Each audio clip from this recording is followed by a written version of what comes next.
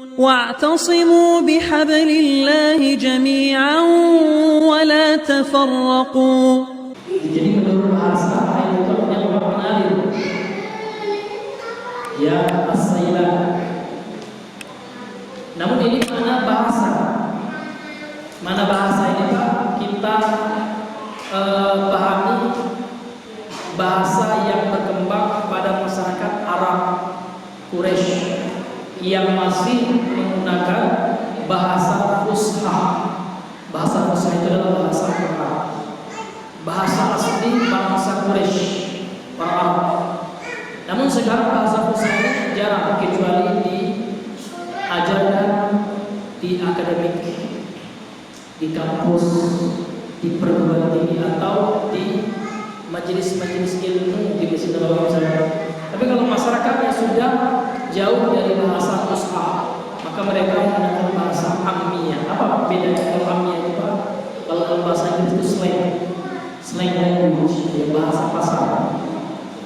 Bukan bahasa yang sesuai dengan grammar atau dengan qawaid atau dengan nahwu dan sharh. Maka sekarang Pak tidak mempraktikkan itu dalam kehidupan sehari-hari, kecuali orang yang berpendidikan, contoh ustadznya, syekhnya, ya, orang yang mempelajari bahasa itu yang terkadang masih menggunakan bahasa Arab yang original, Arab yang fusha. Jadi yang banyak sekarang namanya lahjah, dialek, ammiyah, Islam. Bapak Ibu yang dimuliakan Allah. Kemudian makna haid secara syariat ini penting Pak. Kalau pena buku catat. Maka kalau di sini kita tanya apa haid itu apa kita ya? Haid itu ya bunda, umi, bahasa Arab. Secara bahasa haid itu artinya mengalir, as-sailah. Namun yang kita amalkan adalah menurut dijawab syariat. Secara syariat haid itu adalah dam tabi'atin wajibillatin, darah kebiasaan. Tabi'ah itu artinya tabi'ah itu kebiasaan. Dalam pasalnya tabi'ah kebiasaan. Artinya darah yang biasa menimpa wanita yang sudah balik. Jadi kalau wanita yang sudah balik, tanda yang paling ya yang paling nomor satu itu haid, khusus wanita. Jadi haid itu adalah darah kebiasaan. Wajibillah, jibillah itu sama dengan tabi'ah. Artinya darah yang akan senantiasa datang setiap bulannya pada wanita yang sudah balighah, yang sudah balik. Yakhruju min qa'rir rahim, yang keluar dari ya dari dasar rahim, ya, dari dalam rahim wanita. Jadi kalau kita baca biologi ada anatomi tubuh manusia, kan bisa kita lihat ini rahim. Jadi darah itu keluar pada ya bagian rahim yang ada di bawah perut wanita. Maaf ya, di atas vagina. Itu dalam biologi bisa kita lihat anatominya. Jadi haid itu berasal dari rahim ini, darah yang berasal dari pusat rahim.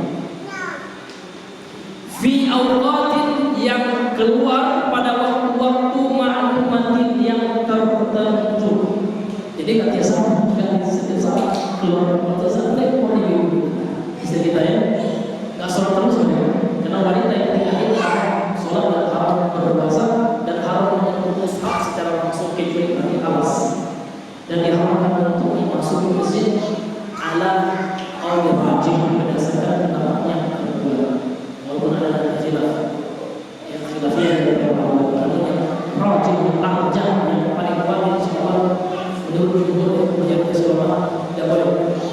Makanya wanita ini yang kita ada syarat kita harus apa? Di masjid. Karena Allah mengatakan wa antum a'idun fil masjid. Kali ini kita di sini dari di rumah oleh Allah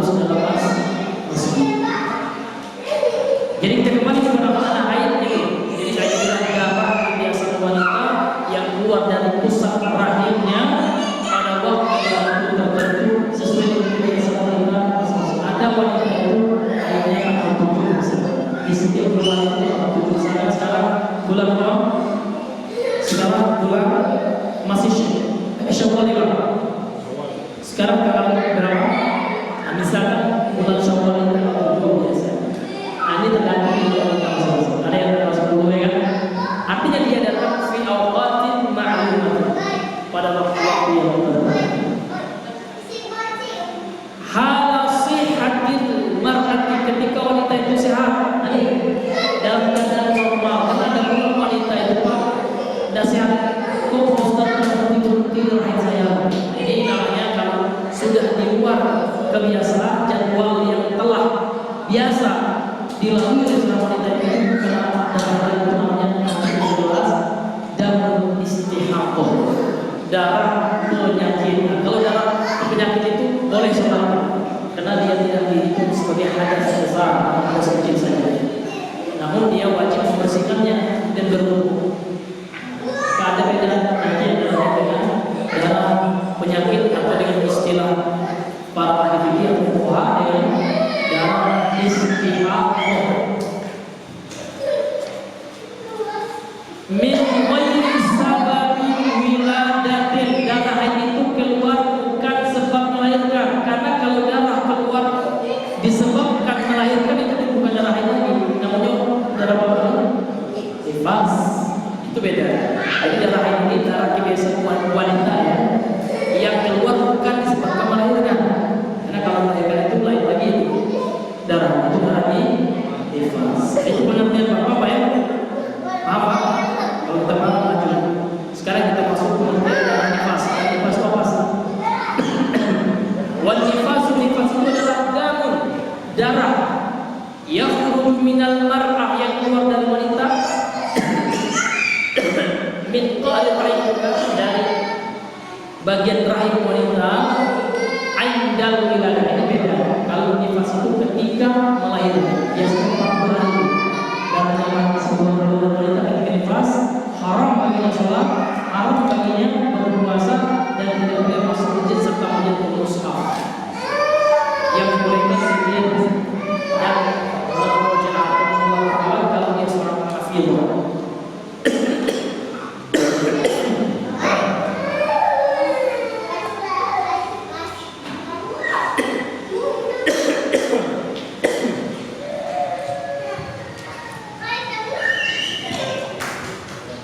Sekarang kita masuk pembahasan yang berikutnya.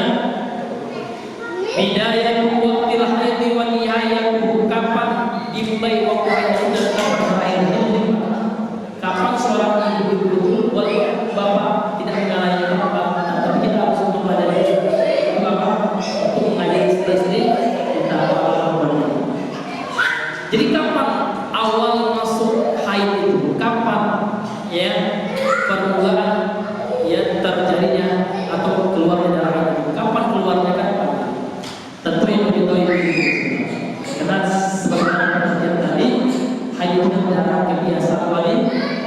Kalau bapak-bapak tidak ada keluar, namun bapak hanya mempelajari teori praktek, tidak akan terjadi. La haidha qabla tamami tis'i sinin, itu kaidah yang pertama. Ini penting Pak, kita mempelajari masalah agama ini dengan memahami kaidah atau semua masalah. Yang pertama, tidak ada yang namanya haid sebelum usia wanita itu sempurna 9 tahun. Nah, ini bisa kita lihat dalam praktek ya di lapangan. Pertanyaan saya sebenarnya, adakah bapak menjumpai anak bapak atau saudaranya, kerabatnya, orang tua yang sudah haid sebelum usia 9 tahun? Kalau ada, itu sudah kelainan hormon. Namun kaidahnya ulama menyebutkan haid itu tidak akan ada kecuali awal munculnya haid itu qabla tamani tis'a sinin. Ya, tidak akan muncul haid itu, la haid, tidak ada haid itu sebelum sempurna usia seorang wanita itu tis'a sinin, 9 tahun. Li'annahu lam yasbut fil wujud, karena tidak ada dalam realita kita, dalam wujud yang ada dalam semesta ini, kata penulis diskusi kita ini, al-mar'ah seorang limro'atin bagi seorang wanita itu haidun qabla dalika, mengalami ya haid sebelum sempurna usia 9 tahun. Itu tidak ada. Itulah makanya saya nanya Bapak, pernahkah Bapak mendapati dalam kehidupan kita ada seorang wanita itu sudah haid sebelum 9 tahun? Ada nggak? Belum pernah. Ya, kadang-kadang mungkin Bapak belum ada risetnya, belum ada penelitian. Tapi kalau Bapak misalkan mengambil jurusan mungkin kalau di IAIN dengan UIN ya, bukan ada jurusan fikih ya, bisa ini Bapak ajukan proposal skripsi Bapak ya. Iya. Tapi saya belum juga membaca penelitian dalam hal ini. Karena untuk mengatakan tidak atau tidak ada kalau sesuai dengan fakta yang ada dalam, namun ini kaidahnya Pak, rumusan para ulama. Namun menurut para ulama itu tidak ada. Sampai di sini Bapak. Jadi kita sepakat Pak ya, berdasarkan kaidah ini bahwasanya tidak ada haid itu sebelum usia 9 tahun, itu kaidah. Tapi kalau ada juga kejadian, tolong ya kita diskusikan, bisa kita diskusikan. Waqad ruwiya, dan sudah diriwayatkan an Aisyah dari Ibunda Aisyah radhiyallahu anha, bahwasanya Ibunda Aisyah pernah berkata, "Idza balaghatil jariyatu tis'a sinina fa hiya mur'atun." Kalau seandainya seorang anak kecil wanita apabila telah menginjak usia 9 tahun, maka dia sudah dikatakan wanita yang sudah haid, atau wanita yang sudah remaja, menginjak usia dewasa. Ini dalilnya, ini sahih diriwayatkan oleh Imam At-Tirmidzi dengan dengan dimasyhurkan oleh ulama, juga disebutkan dalam buku fikih. Ini riwayat daripada Ibunda Aisyah. Kemudian kata penulis, wala haidhu ba'da 50 sana, dan tidak ada lagi haid itu Pak. Artinya sudah menopause, sudah terputus haid setelah wanita itu berusia 50 tahun. Jadi ketika wanita sudah berusia 50 tahun, tidak ada lagi dia haid, dia sudah menopause.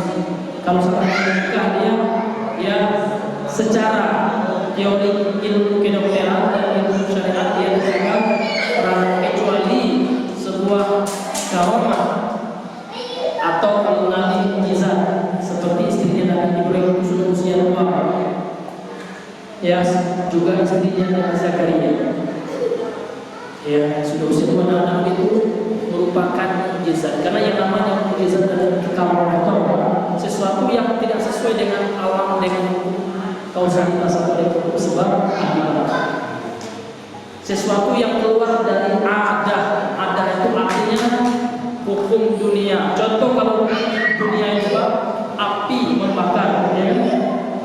Namun ada orang yang nggak dibakar api, ada apa? Ada, contohnya Nabi Ibrahim, itu namanya mukjizat. Mukjizat itu sesuatu yang memang tidak bisa kita nalar. Maka Ahlus Sunnah menetapkan adanya mukjizat, adanya karamah. Ya kan?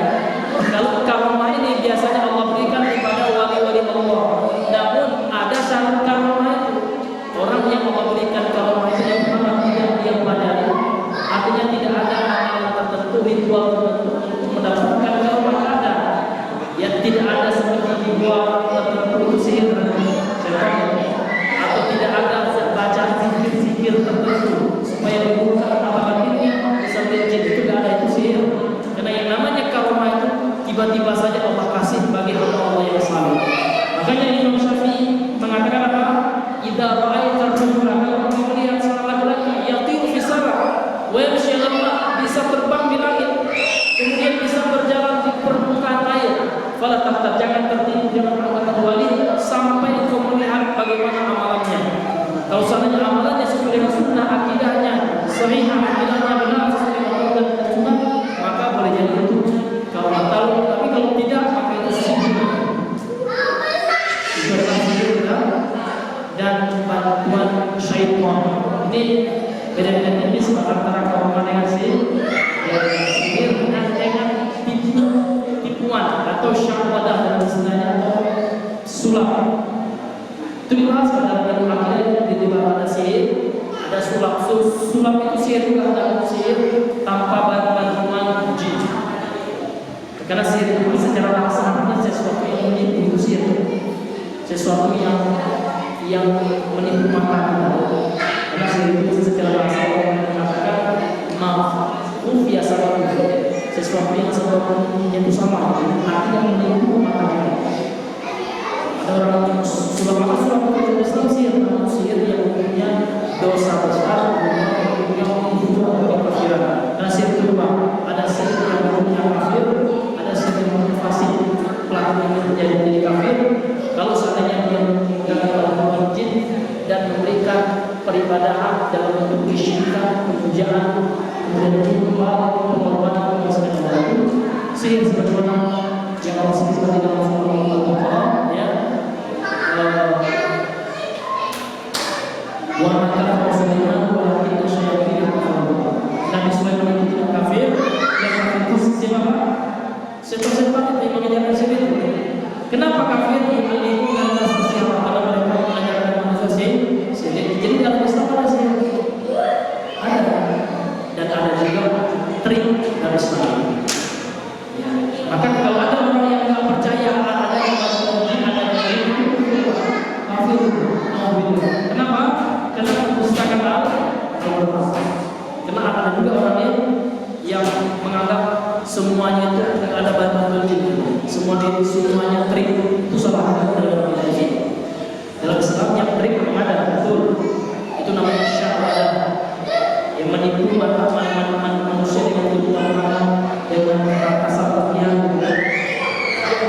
Selain itu namun ada juga bantuan jin, sebagaimana jin ifrit yang pernah menawarkan bantuan, disebut dalam Al-Quran, menawarkan bantuan kepada Nabi Sulaiman untuk memindahkan singasana Al-Qabil Bilqis sebelum Nabi Sulaiman dulu. Kamu ada buku yang membahas, ya, sebelum dan Nabi Sulaiman menitipkan kelopak matanya, mampu memindahkan apa? Singasana arusnya Ratu Bilqis ke Palestina, ke Nabi Sulaiman.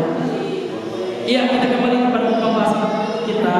Maka ayat kedua, kapan awalnya Pak? Umur 9 tahun. Itu orang yang wanita yang menemukan ayat itu ketika kemana deh? Ketika berusia 9 tahun. Dan kapan berhentinya? Biasanya berusia kapan? 50 atau 51 tahun. Ini yang kesimpulan. Ini terjadi fil ghalib itu mayoritas seperti itu, rata-rata seperti itu. Al-Sahih berdasarkan pendapat yang sahih. Wa qad ruwiya Aisyah, dan diriwayatkan sebuah riwayat dari Ibnu Aisyah radhiyallahu anha, qalat Ibnu Aisyah berkata, "Idza balaghatil mar'atu 50 sanatan," kalau seandainya wanita itu telah mencapai usia 50 tahun, kharajat min haddil haid, maka dia sudah keluar dari batasan wanita yang haid, artinya dia tidak haid. Ini Pak ya, pembahasan kita kapan permulaan wanita terkena haid dan kapan wanita yang lepas dari haid. Itu kesimpulannya adalah biasanya rata-ratanya ya adalah usia 9 tahun awal haid dan akhirnya usia berapa? 50 tahun. Allah Ta'ala bersama maka kita cukupkan dulu sampai di sini kita. Baik, sebelum kita tutup, mungkin ada di antara Bapak Ibu sekalian yang ingin bertanya seputar apa yang kita bahas, kalau ada lainnya, insya Allah kita berbagi di majelis kita pada waktu ini dulu kami bersilakan. Assalamualaikum. Banyak. Iya. Assalamualaikum. Waalaikumsalam. Banyak yang ditanyakan Ustaz. Apa Ustaz? Masya Allah. Iya. Rapor ada kayak gitu kan. Yang pertama Ustaz, membedakan darah haid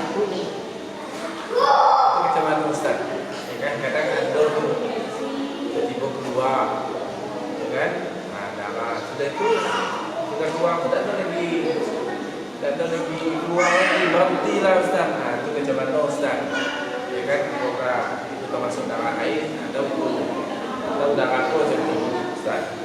Sudah itu ada yang kedua, kebetulan kawan anak ini pertanyaan tu kan, beliau Kawan itu kan cowok Ustaz. Masalah kerja Ustaz. Ya. Jadi beliau itu kan ini tuh kerja di tempat jauh Ustaz, jauh dari Modo. Kebetulan istri itu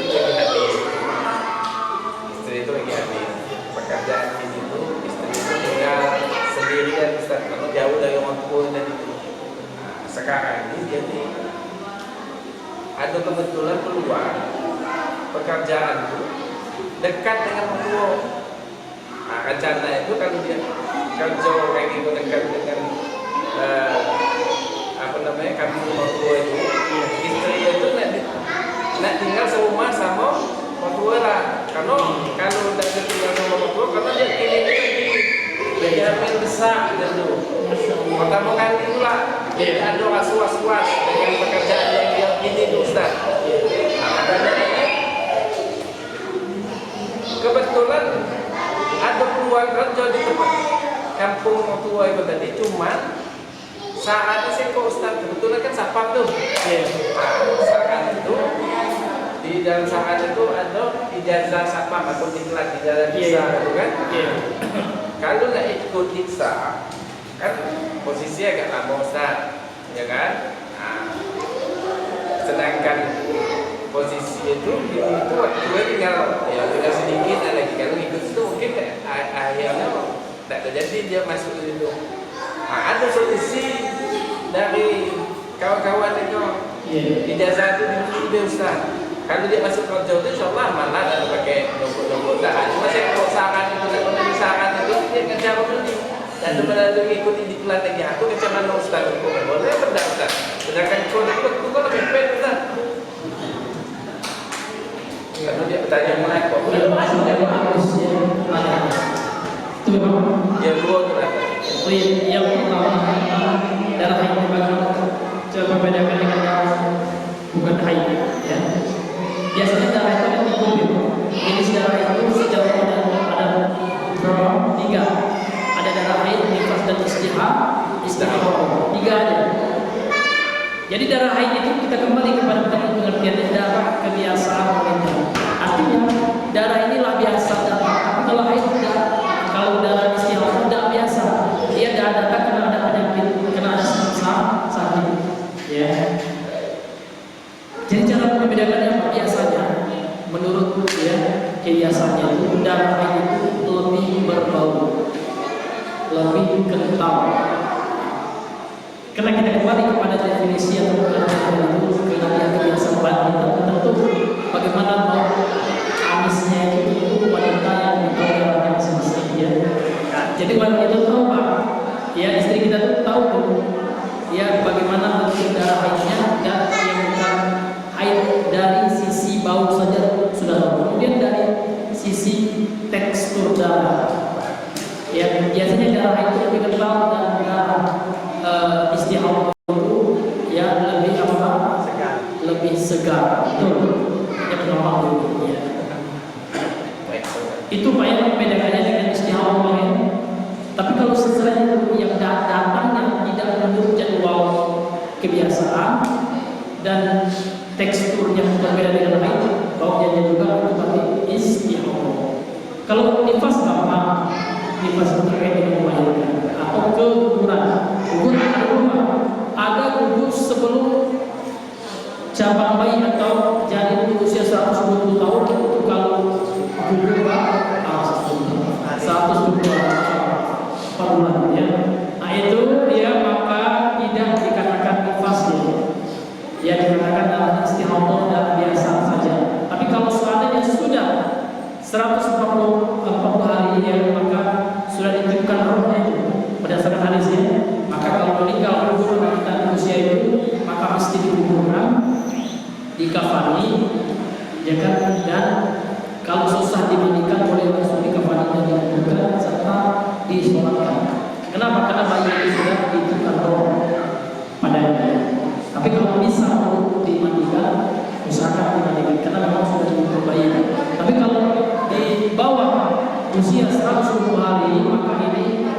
dikatakan ya cuma daging saja karena masih berbentuk anak atau segumpal daging belum diciptakan roh, maka tidak perlu wanita itu untuk memandikan dan menyebabkan bukan atau tetap dibuka namun tidak dianjurkan untuk dikafani, diberikan dan disolatkan dan darahnya pun ya dikatakan darah istihadah saja bukan darah nifas, karena darah nifas seperti itu ya darah yang keluar setelah melahirkan cara penyelenggaraan. Berarti Ustaz berarti selain dari darah nifas dan darah haid itu berarti wajib tetap sembahyang sholat. Nah, betul, wajib tetap sholat Walaupun keluar darah istihadah tadi, walaupun itu yang keluar pupuk darah tapi dia bukan darah haid. Nah, kalau bukan darah haid ya maka itu istihadah tetap wajib sholat. Kemudian yang kedua terkait dengan membeli ijazah, maka ada sebuah hadis ini sahih kata Nabi sallallahu alaihi wasallam, al muslim ala syururi. Seorang muslim itu terkait dengan aturan yang berlaku itu bahasa bebas, terjemahan bebas bahasa kita terkait dengan masyarakat yang telah ditetapkan oleh lembaga, oleh bosnya, oleh orang yang mengadakan akad atau perjanjian dengan dia. Jadi kalau seandainya di negara kita nggak apa-apa, kata pemerintah kita tidak apa-apa dengan melanggar aturan orang yang beli jasa, maka itu legal. Tapi kalau seandainya enggak, itu adalah tipuan, itu melanggar aturan yang telah ditetapkan oleh instansinya atau oleh pemerintah kita, maka itu haram. Kenapa? Karena Nabi mengatakan seorang itu terkait dengan aturan yang telah disepakati. Aturannya jangan asli, dia palsu, tentu dia melanggar aturan, tentu dia telah melakukan kecurangan, dan Allah mengatakan fawailul lil mutaffifin. Maka celaka orang itu curang dan orang kaya-kaya dari jalan asli itu juga lebih curang. Jadi tidak dibenarkan dalam dia dalam Nah, Ustaz, kalau ijazah asli lah, tapi mendapatkan ijazah asli itu dengan cara yang curang, itu boleh tak? Ijazah asli sudah sesuatu yang didapatkan dengan cara yang curangnya tetap tidak dibenarkan. Jadi tujuannya itu ya tidak menghalalkan cara, walaupun tujuannya baik ya tujuannya itu tidak menghalalkan cara, harus caranya baik pula. Nah, ada kaidah fikih yang merumuskan al-ghayat mubadir ya al-wasail atau kama tujuan itu tidaklah mengharapkan ya setiap cara untuk meraih. Maksudnya apa? Walaupun tujuannya baik, caranya harus baik juga. Jangan seperti cerita yang seperti Robin Hood itu ya, tujuannya bagus untuk sedekah, gitu, bantu orang miskin, tapi caranya merampok itu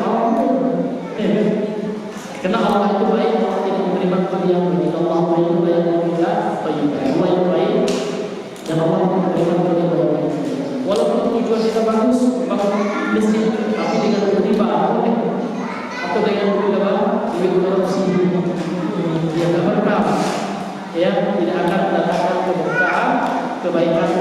Walaupun tujuannya bagus, maka caranya juga haruslah bagus. Ya, wallahu ta'ala bishawab.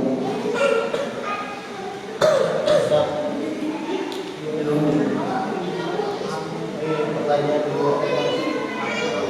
Iya benar. Masalah sampah. Jadi kalau seandainya dia melakukan sampah,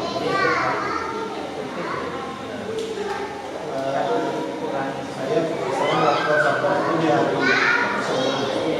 Saya sudah sampai di tujuan di hari Selasa. Terus dia lebih, saya masih di tempat wisata itu. Itu bagaimana? Saya masih boleh melakukan sampah, kayaknya masih berlaku. Saya boleh kasih sini. Oh ya.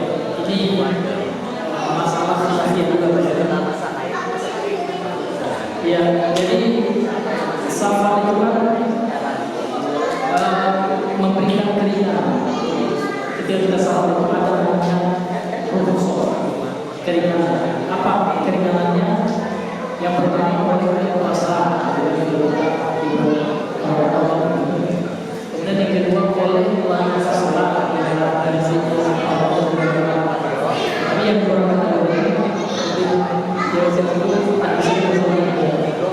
kemudian boleh dijamaah di awal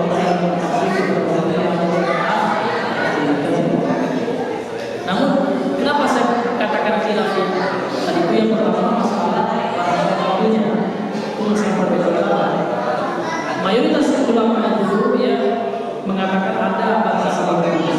Namun beberapa syaikhul Islam tidak ada. Selama yang safar maka dia masih jumhur mengatakan hadisnya bisa dijadikan hujah. Sehingga kalau safar boleh bebas sholat. Tapi sebagian ulama seperti Imam Ibnu Hazm seperti yang pernah saya pelajari itu hadisnya sahih. Sehingga sholat itu tetap dan tetap meskipun dalam keadaan safar. Dan kehati-hatian maka kalau seandainya kita safar dan kita sudah menetap di rumah dan tidak ada suatu hal yang memberatkan kita untuk hadir Jumat, apa salahnya kita sholat Jumat? Kecuali kita memang lagi di pesawat tetap Jumat. Insya Allah kita ambil hukumnya. Safar bisa nanti Jumat diukur sholat saja.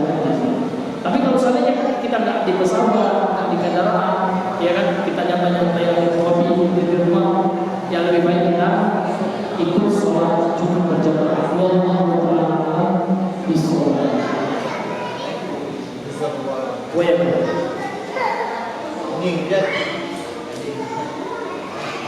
Ya, baik Pak, karena waktu sudah berjalan sudah main, ya kita cukupkan sampai di sini. Mudah-mudahan sedikit ini bisa bermanfaat bagi saya yang menyampaikan kepada semuanya, dan mudah-mudahan kita